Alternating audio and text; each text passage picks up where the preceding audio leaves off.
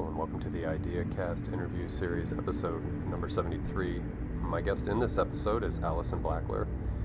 Alison is a transformational mind coach and a mental health therapist, and she's also a facilitator and an author, as well as being a host of a radio program called Making Sense in Wirral, UK on the West Coast.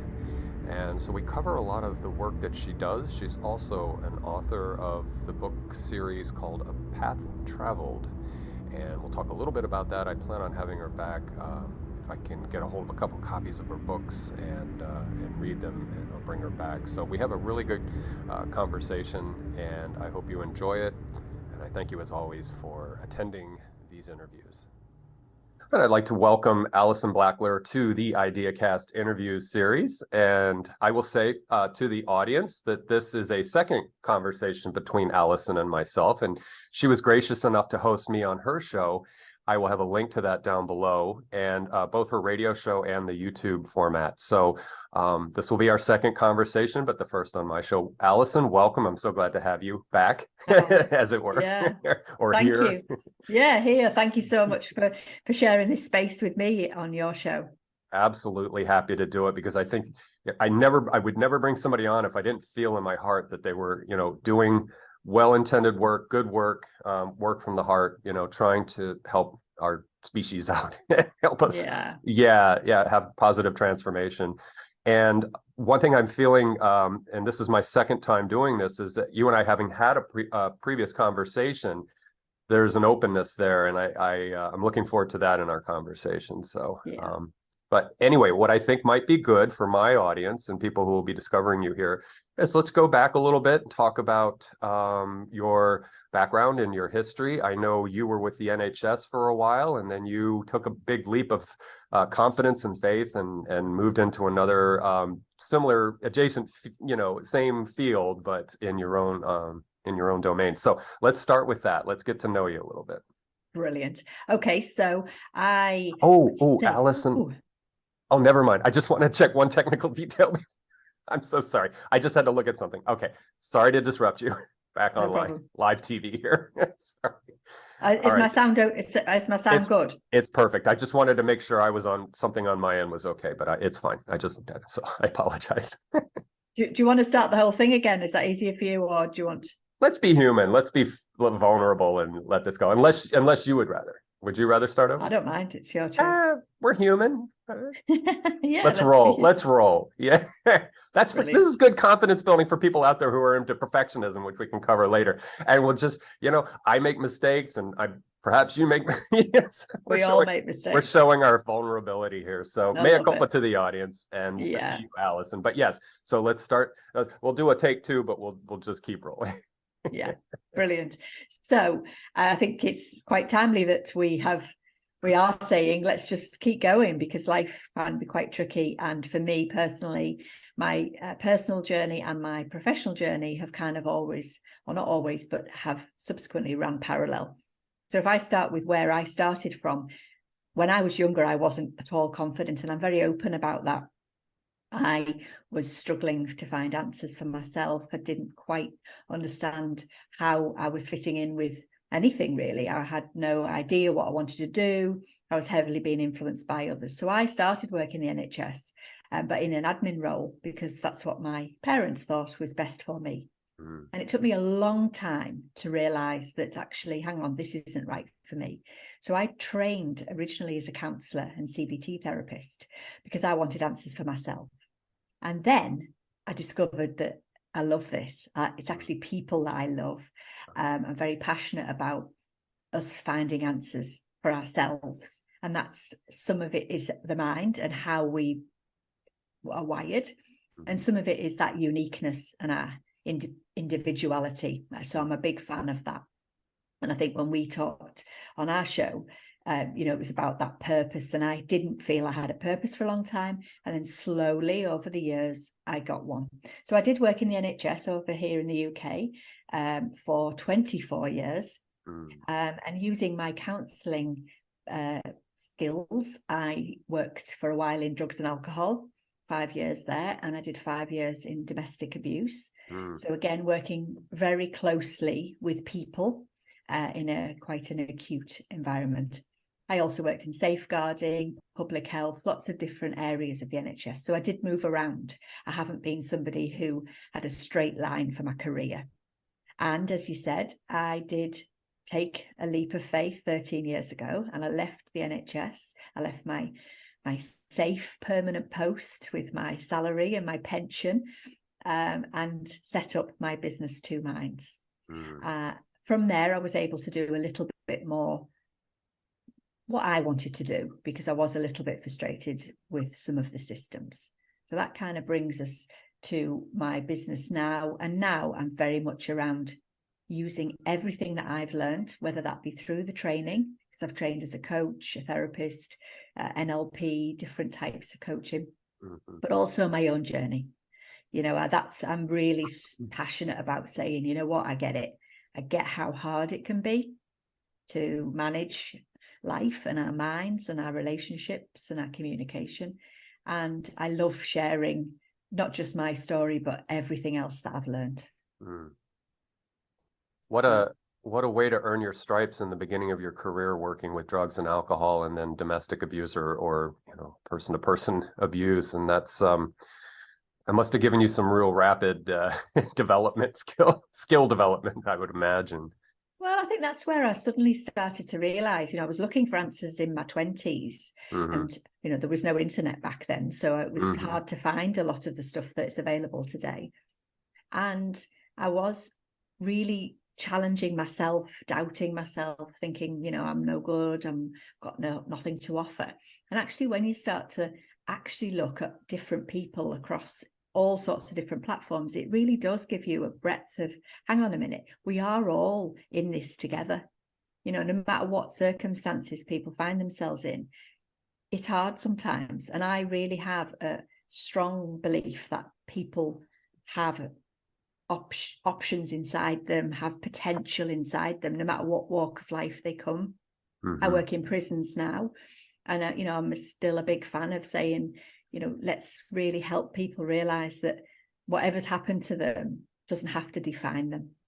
Yeah. And you're probably right that all of that belief I've got came from working quite acutely in those departments. Yes, I would think so. In working with people in prison, I would intuit that you have an audience that, or clients, or however you want to frame that, patients that are going to be a little more motivated, perhaps, to sort things out for themselves, because they've suddenly been put into a confinement situation, and so do you find that, or is I'm sure there are outliers of psychopathy and things like that where you're not going to be able to really do much progress, but do you find that they're more motivated when they've been sort of put into that situation? I would say a real mixture, because a bit like out here, in a way, it's no different. You do have people who do think, wow, this is the wake-up call I needed, and I really want to. I was working only on Thursday with some guys who were saying it actually did them a favor. But you also get people who end up feeling very stuck and defined by what's happened. People may be blaming the system, someone else, rather than taking that full responsibility. And the program that I work on is helping people get that. But I would say that's the same for anybody. We have some people who really think, you know what, I want something different and I'm going to find ways. And then we have other people who are really stuck, feeling overwhelmed by all the options. How do I get past this point? And and it is hard getting going when you're wanting to make these changes. Bearing in mind, I bring a lot of the neuroscience into my work, and the brain is often screaming at us saying, no, don't do it. So yeah, I think it's a mixture. Okay, I was curious about that, because I know I've come across people who do work in prisons, and some of them are sort of Buddhist mindfulness instructors, and I've always often wondered, people will sign up for that course or that therapy, but is it done in an authentic sense, or is it done just as a sort of merit, garnering merit to get movement within the system, within that particular system? So thank you for answering that. I appreciate that. So in having taken that leap and starting Two Minds, I noticed and I'll have to the YouTube audience all links for Alison's work down below, including the Two Minds website. You have quite a comprehensive, I like to call them set of tools, your utilities that you bring to it. And one was called Clean Language Coaching. I thought that was interesting. It's new to me. Would you mind sharing that one? Sure, yeah. I mean, that's what I enjoy about what I do is I do almost have this toolkit. So I can help the person, the group, the team, whoever's in front of me, using a sort of collection of different ways of helping understand the mind. So clean language coaching is often people sort of joke on about it, not being dirty, if you like, but it almost is stripping back. As the coach, you're really stripped back in terms of how much you influence what's being asked by the questions. So the questions in clean language coaching are very non-presumptive. So are you asking questions like, what kind of, or is there anything else about? Not saying anything that would assume. Okay. Which means people can get quite deep in their metaphorical mind, quite deep in there, because some people have problems that they find very difficult to express. They don't have particularly the words. They might have a feeling, they might have a behavior that they find really difficult to express. And clean language can, for some, really help understand that landscape, if you like, without it having to make sense. Because almost sometimes the answers that people give when you ask clean questions is a bit odd, but that's okay, because they might be in a real kind of metaphorical world where there is answers. So it's quite a deep therapeutic approach. But I also use some of the sort of concepts when I do leadership and management sessions as well, because again, not presuming anything, and just allowing people to be where they are. So clean language is often described as like the equal opportunities officer. So you accept whatever someone says and just ask a question on that. And that's why it's called clean, because you're not getting involved as the coach with what they're doing. Okay, so you're not leading them in any way or helping them with their scripting. Yes, exactly. Make it more spontaneous. Okay. Yeah, that's neat. Yeah, and it's fair, it comes from a lot of disciplines that we know. It sort of has a NLP, neuro-linguistic programming, sort of approach to it. It's not kind of new. It was developed by a guy called David Grove, a long time ago, and it's been developed over time. There's quite a community for clean language coaching out across the world, actually. So it is something that people, may be interested to have a look at, because you will have it in the States. Okay. And the other thing you had mentioned earlier, as part of your early work and training, is cognitive behavioral therapy. I think I have a book by Burns. Was it he one of the? I was looking at my shelf. I can't remember. I've got a couple CBT books out, and I noticed Burns, David Burns is one of the books. In taking a dive into that there's almost a spectrum in CBT. And so there's more of the empirical kind of science grounded or what certain types of psychology might be more in favor of, more evidence-based. And then there's some that are probably more a little Jungian or a little more open, almost spiritually adjacent or affiliated. And when I think of CBT, there's a show you all have over in the UK. It was called Doc Martin. I think they did 10 seasons, and my wife and I watched like 9 of them. But there was a character there. I think her name was Mrs. Winchell or something. Did you ever see that show? I don't think I did. Oh my goodness, it's such a great show. It's a very dry comedy. It's almost a dramedy. And this Kuhns, I think, I can't remember, Martin Kuhns, I think. No, that maybe is character. Okay. And Blackwell, there's an actress named, anyway, I'll ruin that because it's been 5 years or so since I've seen it. But Mrs. Winchell, her CBT was she had a rubber band on her wrist, and she'd snap the rubber band whenever she got triggered or something was going on. And I guess her therapist said, just pull the rubber band, it'll bring you back out of your thing. So that's silly. But so anyway, just now that I've done that tangent, where do you find yourself comfortable in CBT? Is it more that you follow that sort of evidence-based? Because I notice in Burns' book, he's a little more beyond existential. He's a little bit more open with his therapy. Well, as I say, I like to use almost this toolkit now with a combination. So I don't necessarily think, oh, right, I'm doing CBT now, or oh, I'm doing NLP now. It's kind of all of the things have become my approach. But I believe that for people to start to look at the relationship between their thoughts, their feelings, and their behaviors, if they are able to identify even just one of those, then the others are change. So if somebody's got negative thoughts, but they're able to change their behavior, like go out for a walk, sounds very basic, but it will shift your mind. And CBT in the simple terms is the relationship between the three, and it's helping people understand that. But yes, obviously, so an elastic band is it would be a behavioral change that you could pay attention to, a feeling of sadness or a feeling of fear or a thought, I'm no good, etc. So it is that relationship. And yeah, there are lots of physical anchors. So that elastic band is called what is called an anchor. And you can set a lot of those. People can set them for themselves, to help. Sure. Yeah. Okay. But I like that. It sounds funny. It was cute because I think she was overdosing on her elastic band, because she'd get upset and she'd just start whacking the band, and she was a character. Like, she always had a collar, a vertebrae collar on for a perceived a psychosomatic condition that she didn't have. And this Doc Martin, he's almost a sociopath. He has very little emotion, and he never had, he would say things, no regulation, no filters. He'd just say things. He was very cruel to her because she was smitten with him. So it's just an interesting dynamic. It's a good series. I don't watch television. I don't watch television anymore, but I went out with that, and that was one of the last things. So, and then I noticed you do hypnotherapy, and then also something called timeline therapy. So I don't do as much of these now, but they are timeline therapy is connected to NLP, neuro-linguistic programming. So again, that is another intervention where people are understanding the relationship between their conscious mind and their unconscious or subconscious mind.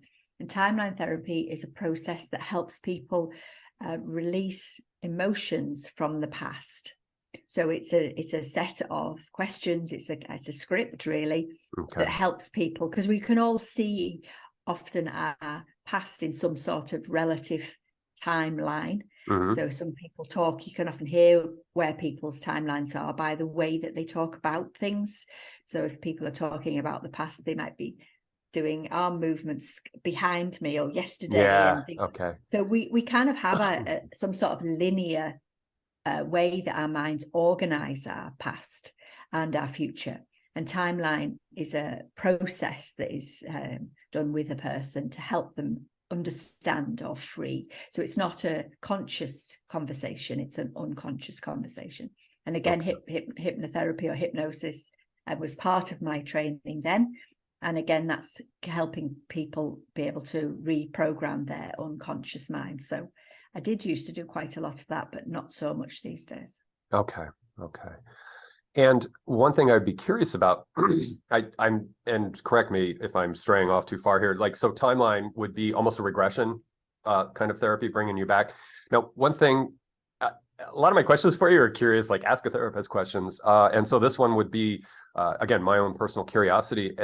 Occasionally you see things from the literature coming up and saying that when we recall our past perceptually, that there's, and it's no fault of our own, it's just sort of a natural process in storing memories and information and then retrieving them, that there's the opportunity for either embellishment or confabulation of the narrative. Are you all trained to try to maybe recognize, or is that just a task and impossibility to know whether somebody's, and it's not like they're trying to deceive you, it's more that this is just, it's not a straight one-to-one mapping of what happened 30 years ago versus what your story of it now. So do you get a sense for recognizing that and working with people on that?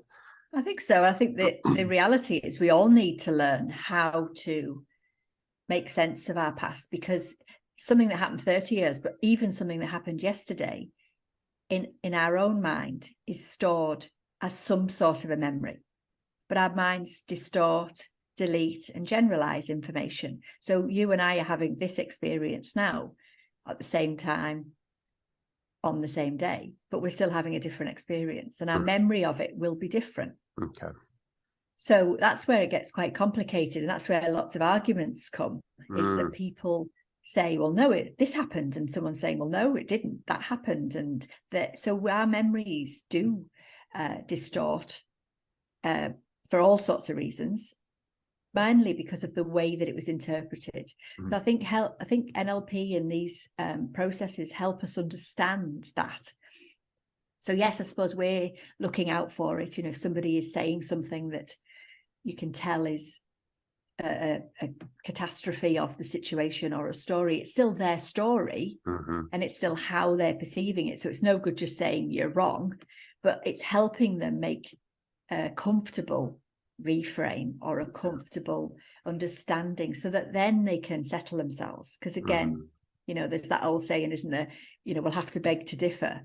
I don't know whether you say it in the US, but we do here, and it's kind of a bit of a, okay, well, let's just stop that conversation. But actually, there's so much that we all do remember things differently, and it's part of our processing. It's the way we're wired.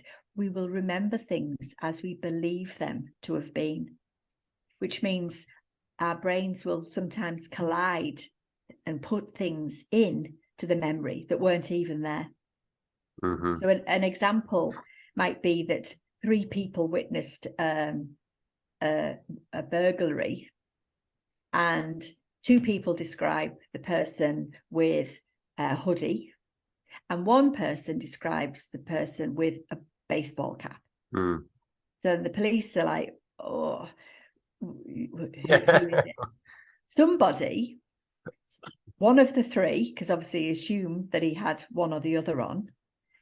The story, let's assume he had one or the other on. Somebody has decided that burglars wear hoodies or a baseball cap. So their memory of what happened or what they think they saw is slightly distorted based on what they believe to be true. So our memory and how we interpret the past is a series of events, but we've put in our own stuff. And this is where it can be very complicated. Relationships, and in family relationships, it can be very difficult, because an adult parent or a parent with an adult child, their memory of that adult child's childhood is going to be different. And that's where there's lots of times where I hear people talking about their childhoods and they're not getting on with their parents because their memory is different. And it's helping people make sense of that, because otherwise it defines them, it causes them a lot of grief, a lot of upset, and it's not healthy.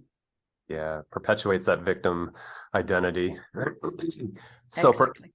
Perhaps that some of the techniques that you use are geared towards accessing a little more of the subconscious. Does that maybe perhaps bypass some of the perceptual, say, lensing or filtering that could go on that could produce this? Again, there's no judgment in it. I mean, we all do it, but just this propensity in our nature to put up a story that's maybe not.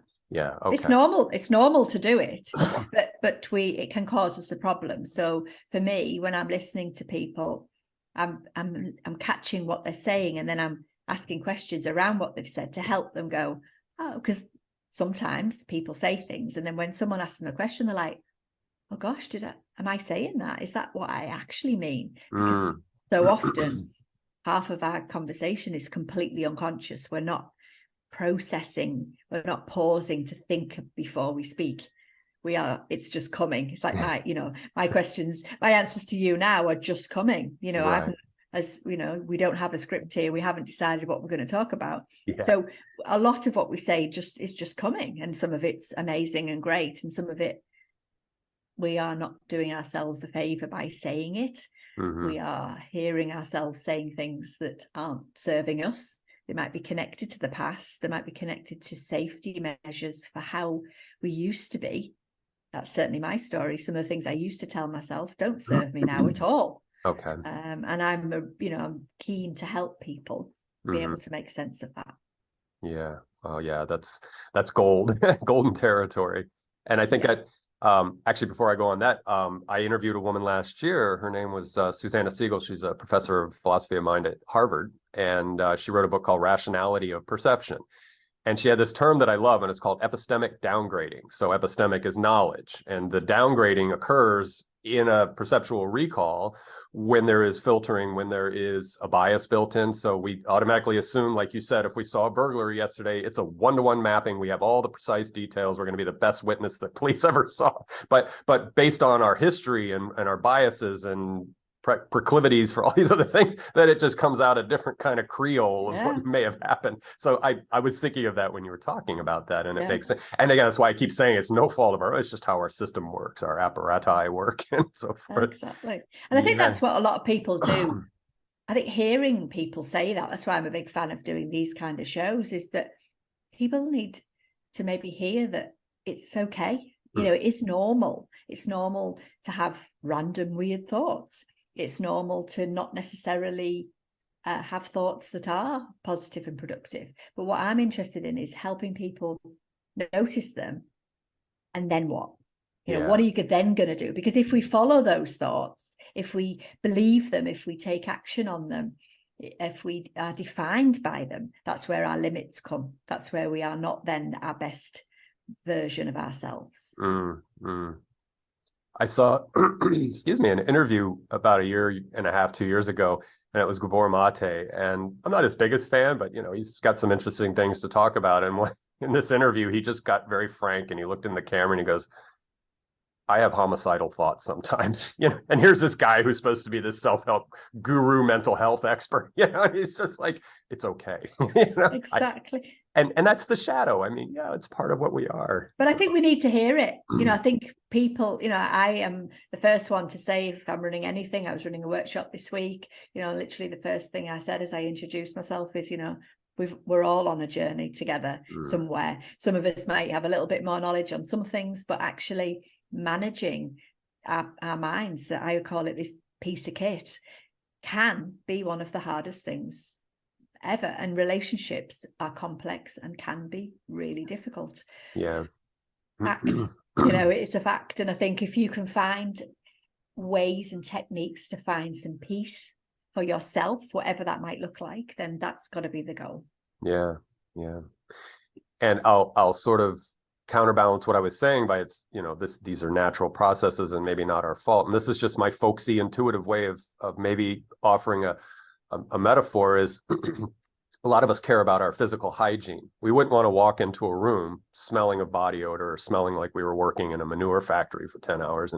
And I say the same thing in parallel with our emotions. When, you know, and you know this, when you walk in and there's a cloud hanging over somebody, everybody's, you know, kind of put off by it. So I almost try to draw that analogy that, would you really want to smell that bad when you know, emotionally, when you walk in a room? And you have that power to maybe check in with if you're not in a pathology, if this is all, if, you know, everything is on a fairly stable ground. But yeah, I mean, just kind of think of it that way, that, you know, what am I bringing to the room? What am I bringing to this group of people? And is my emotional hygiene, am I taking care of myself in that regard, so that I don't smell the room, you know, with my foulness of anger or whatever it is. And yeah, it's just a good hook, maybe just a good way to think of it. Sure. And I have to own that too. I mean, I'm not good at it. I mean, I can be grumpy, yeah, but sure. I try to be mindful of that and say, well, what impact are you having here? So now, in Two Minds, you work with individuals, but I think you also, and I think you touched on it briefly earlier, that you work with larger groups and businesses. Can you share the diversity of your of what you do? So back in the day, I used to do mainly one-to-one with individuals. So when I first left the NHS, I was doing a lot of that. Okay. I do a lot less of that now, mainly because I'm working most of the time in teams, leadership. So groups of managers, leaders in different organizations, helping them improve their communication, give them models to be able to have difficult conversations, help them be more functional, basically. So helping them engage their employees, helping them be good managers. I mean, some of the situations I'm in, you've got a group of managers who are great at their jobs, new to management, and haven't got a clue how to communicate and how to not annoy people or upset people. So I spend quite a bit of time going in there, and that would be a mixture of working with the group on a sort of a workshop basis, and then doing group coaching to help them bring it into their daily practice, and then sometimes one-to-one. So I do spend most of my time with that kind of intervention, which I really enjoy, because I love a group and the differences and the diversity, and helping them see that they are all different. You know, I think just helping them see that you can plan the best change in a business. You can think you've thought of everything and you've got it all sorted, and you've got this lovely idea that you're going to put out there and it's going to be miles better. And then you do it and it's chaos. And helping managers see why it's chaos or what they can do differently is what I enjoy. So helping them look at, how do you get buy-in? How do you actually help people feel okay with the thing that you're going to do? How do you help people manage themselves inside that scenario? Do you see good outcomes and transformation with these folks that may have a good skill set, good engineer, good chef, or good salesperson, but like you said, they're just not experienced? There's a naivety there, and so that's doable.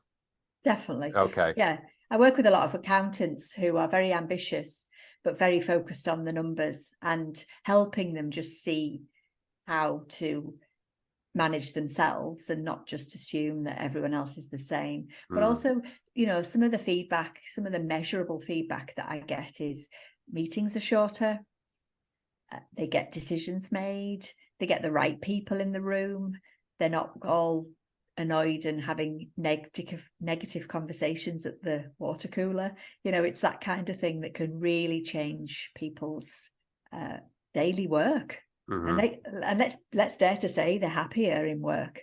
You know, you're at work many hours. So for me, just having that cohesion between teams, whether it's a big team, whether it's a huge organization, and it's just helping them manage themselves across the departments, because quite a lot of big businesses, they work very much in departments, and to be able to share across departments with this kind of program.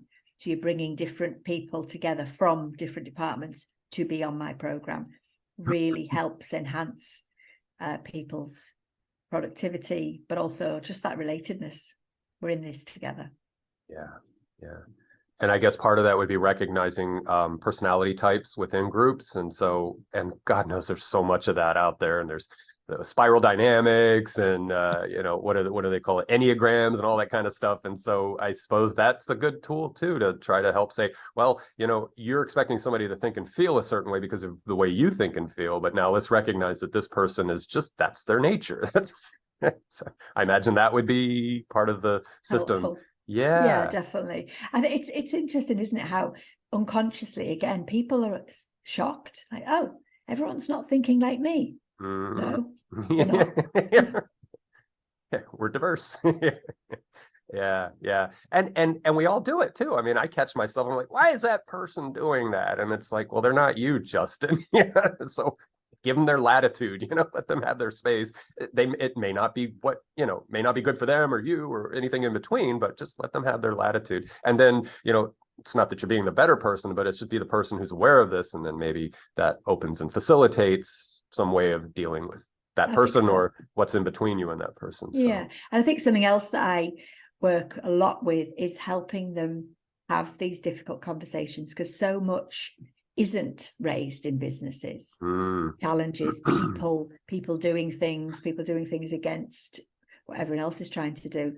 And by not dealing with it, it does actually cause a lot of trickling negativity, trickling challenges. So I think helping businesses be able to, yes, appreciate diversity, but secondly, have a mechanism to be able to challenge behavior that is not fitting with the business, with the values of the business, and with the team.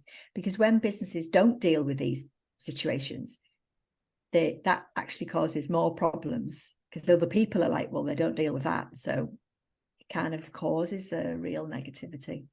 I can imagine. I can imagine. It's been decades since I've worked for a company, but in that last experience, and it was a huge, huge multinational corporation, uh, that happened. There were people who were driven away because there was a lower level management factor there that was not doing what you are sent in to work with, and it just drove people, including me. I mean, it just left a bad taste in my mouth, and I've been self-employed ever since because I'm like, no, it's not my thing. Exactly.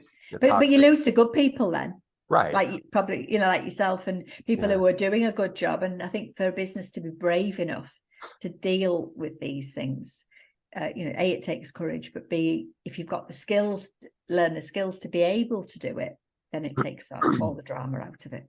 Yeah, I would imagine.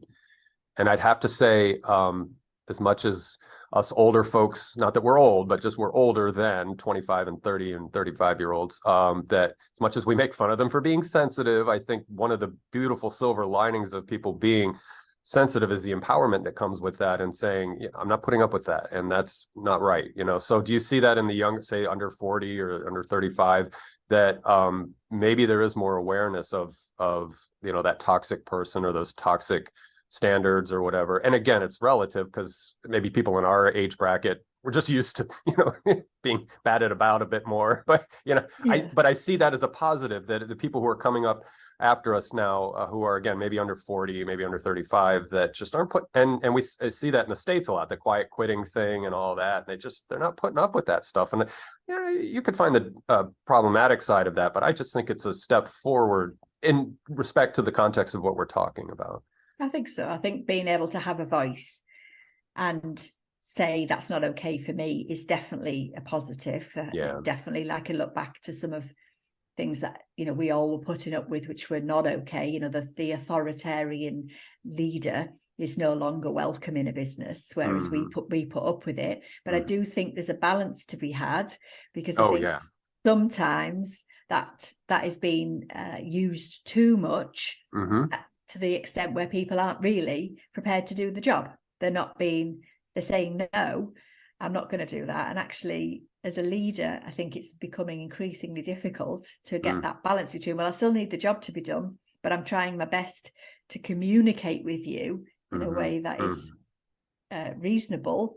But I don't know, I think the pendulum might have swung a little bit too far the other way, because I'm hearing managers, leaders who have got a younger workforce who are lost as to how actually they're going to get these people to do things, to do the things that they're being paid to do. So, I'm a huge advocate for people looking after their well-being and their mental health, etc. But I also think we have to learn skills to be able to dig deep sometimes and get on with it. Yeah. And I think we've got that in our, my generation for sure. Absolutely. You dug deep and you just got on with it. I think you're right. We needed to be a bit softer than that, but let's not get too far down the road where we're just going, I can't do that. Hang on. How are we going to run the world if everyone's going, oh no, can't do that today? Yeah, we certainly don't want to enable laziness and a sense of entitlement. So that's where we come in and tease these people for not, having the wherewithal and the moxie to just, man up, woman up, person up, whatever you are, just level up and get going. Because like you said, there's a balance there. And I totally agree. It can be abused. But, again, flagrant sexual harassment, authoritarianism, toxic works. I mean, the reason I left that other company is violence was happening, physical, violence. And I'm like, this is not right. It wouldn't fly in 2023. It worked in the 90s. They put up with it, but God almighty, it's like, no. So definitely. Absolutely. I should have bracketed that and made that consideration that, there are just lazy, entitled people who think that they can get that paycheck and they can just look pretty and do their Instagram all day. So there's that. There's that. And they're wanting to go to the top at the beginning. Hello, we all had to work our way up the ladder. There is definitely a few traits that we need to help them be able to work and navigate that. So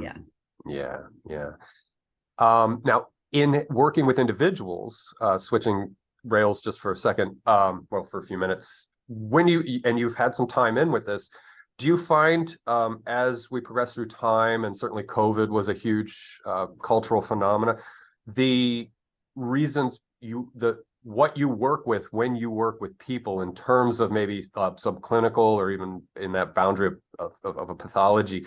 Are you getting consistent people showing up with new things now, or is there consistency? So is it just, maybe a little bit of neurotic behavior from their past traumas, and people dealing with senses of self-esteem and worthiness and maybe burnout? Have you seen changes or fluctuations in your career in what people are presenting to you?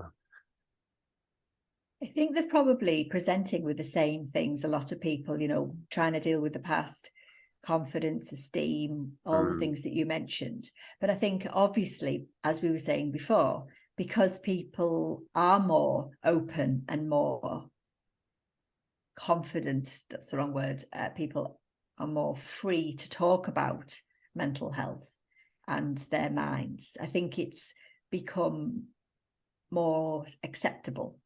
So I think, back in when I first started counselling, you didn't admit that you were seeing a counsellor, at all. And now people are like, I've got a coach, I've got this. It's more normal in business. Leaders have coaches, a space for them to just be and have somebody listen to their concerns and be a bouncing board. I think COVID definitely changed some. There's definitely patterns with fear that I don't know that we saw as much fear as was around and is still around for some people. But I think it is that ability or that situation that people are in where they actually are more aware that they can have more in terms of themselves. I think the revolution of the mind, people are more aware because of the internet, because of the sort of things that we can read now. But I think equally we need to be really mindful about what we listen to and what we're putting in our minds, because some of the fear that's around is just overwhelming negativity and stories that are not serving our minds well. And that's why conversations like this, I'm keen to always come and talk to people like you and share some conversations so we can maybe have a few people listening and think, okay, maybe I can just take that something from these positive conversations. Yeah. In your history of working one-on-one with individuals, do you have a favorite story that stands out, like a transform? So you took this poor wretch of a soul and you were part of their transformative process. Do you have one of those really neat stories? Probably hundreds, actually. Hundreds. Oh, okay. There's nothing better than obviously somebody coming to you who is, one person springs to mind. She came to me. She was in a relationship that was not serving her at all, quite abusive, but also her not being herself at all. So she was shall we say, a small person in this life that she was in. And then work with her over time. And then you get a message to say she's getting married, having met somebody who allows her to be her. She's grown into herself. She's given herself permission to be that true person that she is. She's flying in her work, just something as straightforward as that, really.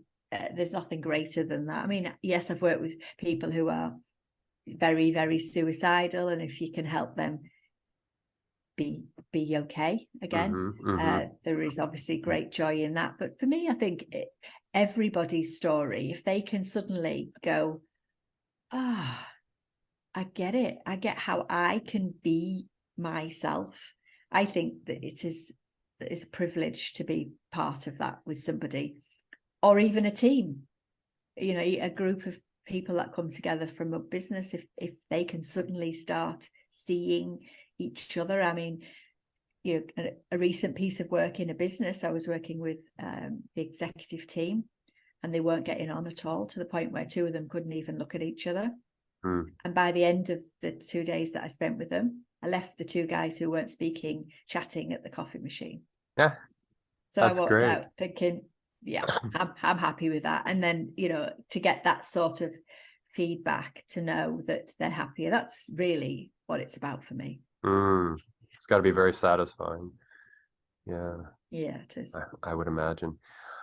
I want to maybe switch to another rail and go with what we had talked about before we hit record about the power of these conversations that we're having, the power more generally with this relatively new mode of communication that is these dialogues that are podcasting, that are interviews and so forth. And first we'll start with what you do, and you have your radio show. And you mentioned to me that something is on the horizon, and then you also translate or transfer those into your YouTube channel, which again, I'll have links down below. Let's talk about that interesting new dynamic in human communication, I guess. Yeah. Well, I think it is about reaching out to people in the way that they want to take on information. Yes, there's lots of people out there who still want to read a book, but I think these kind of shows, and I'm on a community radio show, and I have a weekly, no, it's played all the time during the week, but it's not weekly, it's fortnightly. And for me, it's just bringing a bit of what I do to life so that people can have that small something that they can take from that conversation. Because I think we do need to be really careful, as I said before, about what we're putting in to our minds. We often talk about healthy food.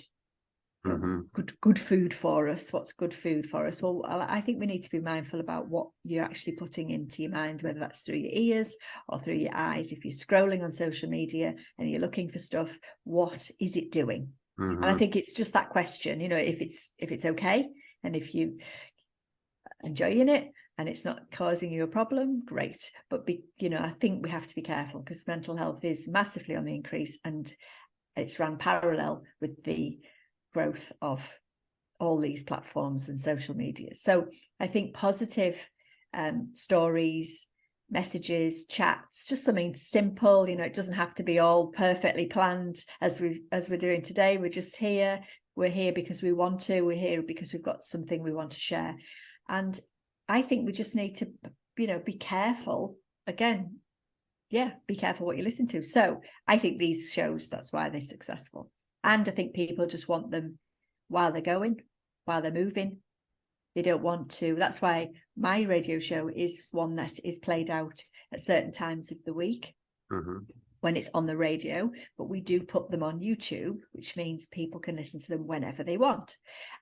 Hence the reason why in May, my radio show will be not doing that, and I'm going to turn it into a podcast, because people want to listen to this stuff when it suits them, on the go, or when they're walking their dog, or when they're doing their housework, or whatever they're doing. Yeah. So I think it just helping again, and for me, it's about just giving a bit of my knowledge, my experience, bringing in guests, making it interesting, all with a view to going, oh, I'm not the only one, because that's the biggest thing I hear people say. When you talk about something and you ask them a question, they're almost saying, do other people think like this? Do other people feel like this? Yes, they do. Okay. Because if you're not listening to this kind of thing, you will think that you're the only one. Yeah, that makes sense. That becomes a problem, because you will feel a great deal of pressure. You will be putting yourself under unnecessary fear, unnecessary negativity. You might feel angry with yourself. You might feel very upset because you think, well, everyone else looks like they're having a great time, and I'm the only one who's stuck not believing in myself, challenging my behaviors, my thoughts. So I think, we can all have days where we feel great about ourselves, but we can equally all just switch and have a low day, or something is triggered, something in us that thinks, oh, not so good. Yeah, I see that a lot where I am in the work that I do. I have a landscaping business right now, which I'm getting ready to dissolve next month. But over the, we've been doing it 16 and a half, 17 years with this iteration. And when we're on people's properties doing work with the plants, and not that I'm being nosy, but they have huge windows and the big 72-inch TV is on and they have all those 24-hour streaming news things. I call it infotainment, but yeah, they're watching that stuff constantly. And then when they come outside, it's all over them. They're like, they'll just start parroting something that they just heard, and it doesn't matter what side of the left or right. It's just they come out and it's like they're elevated, and I'm just like, oh my God. So then I try to have a nice positive conversation with them and maybe de-escalate whatever it was that was upsetting them, or I'll try to rearrange some of the ideas that were. But I totally hear you.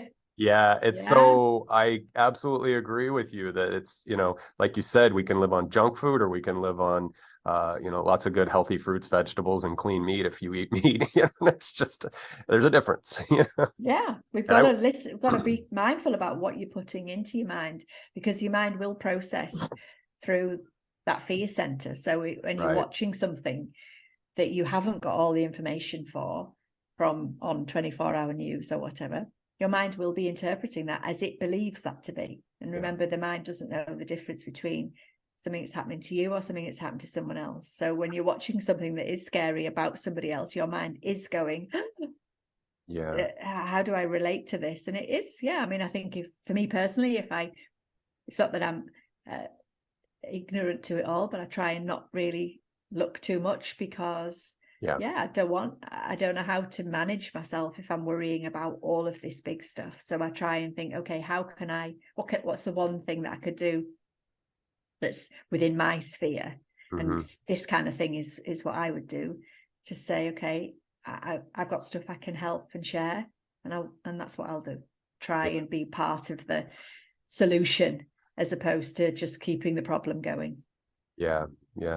I think we all obviously want to keep our eyes on things. And for me, it's, markets and maybe a little bit of what's going on in the States politics wise. But I noticed, as you mentioned, it's all amygdala capture in the corporate. I don't know how it is in the UK, but everything is privatized. Everything is commercial driven. And so the only way they're going to keep you watching is amygdala capture. It doesn't matter what network it is. It's all amygdala capture. And they want you to sit through those commercials and then go eat some more pulp that they're, the violence and all that. And even on my ISP on my computer where I get my emails, I think I have Yahoo News or whatever that shows up so that I can go, and maybe I can bypass it, but it's just so horrific. It's all these outrageous, sensationalist, voyeuristic headlines about mayhem, murder, and chaos. And I'm like, I just like, oh my God, no wonder we're having a collective neurotic crisis and meaning crisis, all these things. It's like it was so much saturation, and I'm not trying to editorialize. I'm trying to maybe just confirm something that, again, am I crazy, or is it is everyone else kind of feeling this? But I think some people really get trapped in that addictive cycle where it's that dopamine capture is good, like oxytocin capture, where they get the advertisements with puppies and children, or you're falling in love with something. But the same thing, I think it's addictive, and you could correct me, but when you're getting the cortisol hit and the epinephrine hit for the amygdala capture, you're still feeding those chemicals and getting in that cycle, and then you get that reciprocal closing. Then you're just like, it's hard to pull back. It really. Well, because then what ends up happening, I think, is you end up believing that there isn't anything else other than that. And yet, running parallel with that is some amazing stuff, amazing people trying to do amazing things. And I think, again, we need to be tapping into that. Let's look for those things. And again, we're not being corny, we're not being cheesy, we're just saying, look, there is other things going on. It's not all bad. But if we choose to just look at the bad, it'll feel all bad. The world seems bad. And yet there's some amazing things. There's people out there who are just doing the best things to try and pull us all through this, which perhaps is why there's an uptick in popularity and mindfulness practice, and people seeking out conversations perhaps like ours, or in that vein, that they're looking for hope. They're looking for grounding in some center of staying away from that nightmare that is the serial bad news machine, and then not drifting too far into escapism and la la land, where it's like that's not good either. You want to be aware, but I like that middle ground where we do seek out what are people doing to help our ecology, our market system, and how are we reframing ourselves and mental health matters and things like that. I think that's a good diet to be on, a good way to feed ourselves. So I want to check in with you if there was something that you would like to cover with the audience, and because we're getting close to our hour mark, and I just want to check in and see if there's something you'd like to present, something that we haven't covered yet. That you. Yeah, I think the only thing that we haven't talked about, which I think is quite useful to mention, is that part of my journey was to understand my mind, as I've said, and I chose to write all of that down in a book. In fact, in 2 books, because for me, all of what I went through has been useful for me, because I am still growing every day, but I'm obviously a different person to the person that I was. So for me, quite a few people used to say, we should write all your stuff down. And I did. And for me, writing, certainly the first book, which is called The Path Travelled, How to Make Sense of Your Life, just even publishing that, even writing that was the complete opposite to how I used to think I was. And I think one of the things that I like to say about it is, whatever your thing is that you think you want to do, just do it. Find a way to do it, because I wouldn't be on this call with you. I wouldn't be doing any of the things if I'd stayed defined as I was. And I think is my message, really, is always, whoever you are, wherever you are in your world at the moment, if there's something that you have got as a desire, however big or small it is, I'm not saying everyone has to publish a book, but it's something that I feel I've proved to myself that I didn't have to listen to the old, and I wanted to be something different. And I think that's where I really kind of always want to say. Yeah. And I'm so glad you brought that up. I had it on my notes, but I hadn't gotten there. So I'm glad you brought that up. And, perhaps I'll grab a copy of it sometime this year, and we can bring you back, and we'll talk about the book specifically, and maybe pull some interesting anecdotes from the book or points from the book, and cover that a little more intensively. I think that might be fun. But yeah, writing a book has got to be, and I wrote a manuscript just to go through the motions of doing it and get some ideas out of my head. And I may actually end up handing it over to somebody someday. I wrote it like 2 years ago, and I tweak it here and there once in a while. I've been ignoring it for months. I need to get back and just kind of get revisiting. But yeah, I did the same. I did the same. My first one took me 8 years to write. So I was off and on, big offs, whole years sometimes, but persisting with it, because I believed in my message, really. I wanted to make it a simple self-help, science-based, kind of exploration of the mind and our thoughts and behaviors. Wonderful.